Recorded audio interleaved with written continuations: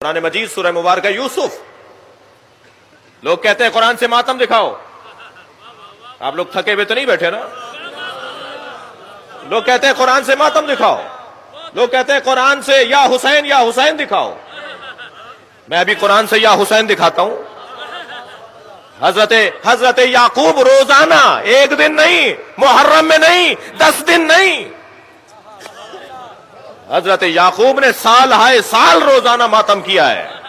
اور کس کا ماتم کیا؟ جس کے زندہ ہونے کا یقین تھا. یہ نہیں کہا،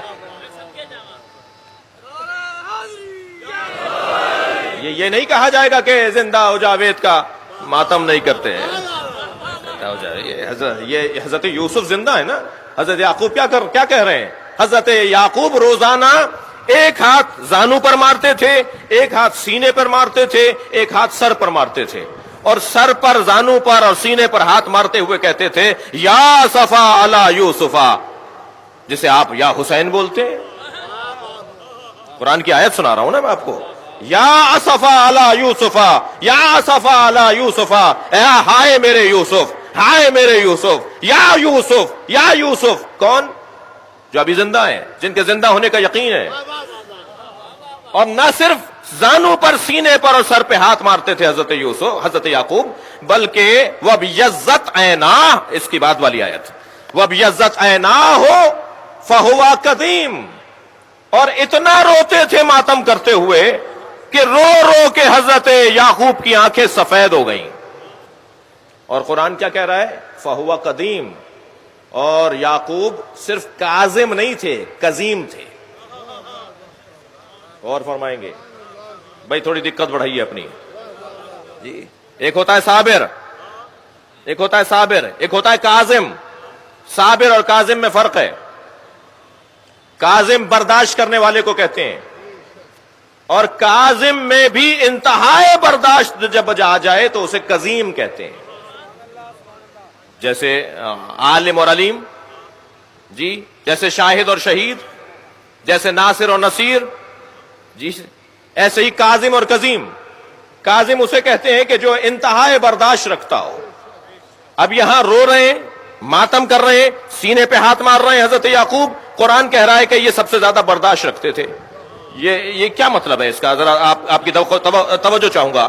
یہ کیا کہہ رہا ہے اللہ؟ کیا بتانا چاہ رہا ہے؟ کیا مطلب ہے اس آیہ کریمہ کا کہ حضرت یعقوب سینے پہ، زانو پہ، سر پہ ہاتھ مارتے ہوئے یا صفا علی یوسفا، یا صفا علی یوسفا کا نوحہ بلند کرتے تھے اور آنکھوں سے آنسو گراتے تھے، اور اتنے آنسو بہائے کہ آنکھیں سفید پڑ گئیں. اور قرآن کہہ رہا ہے فہو قدیم، اور یہ بہت زیادہ برداشت کرنے والے تھے. صرف ایک ہی بات تو سامنے آتی ہے، صفحہ تاریخ کو پلٹ کر دیکھیے.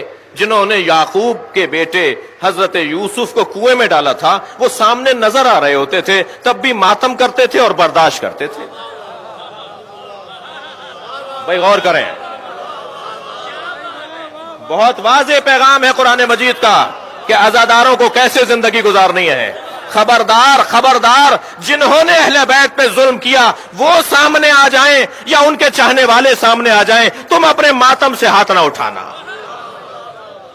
برداشت کرو، ان سے ملاقاتیں کرو، ان سے دوستیاں رکھو، ان سے آنا جانا رکھو، ان کے ساتھ کھاؤ پیو.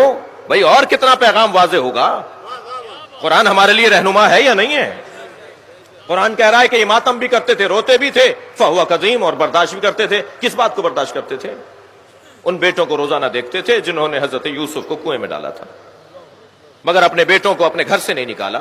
ہماری بزرگ خواتین نے، ہماری بواؤں نے، ہماری بزرگ عورتوں نے ہمیں گھر سے اتحاد بین المسلمین کا پیغام دیا ہے. اٹھتے بیٹھتے کہا ہے کہ یہ بڑے بھائی ہیں جی.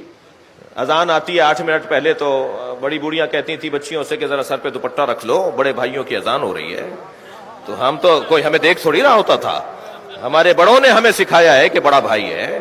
یہ اور بات ہے کہ بڑے بھائیوں نے ہی حضرت یوسف کو کنویں میں ڈالا تھا. صلوات پڑھ لیں ذرا محمد و آل محمد.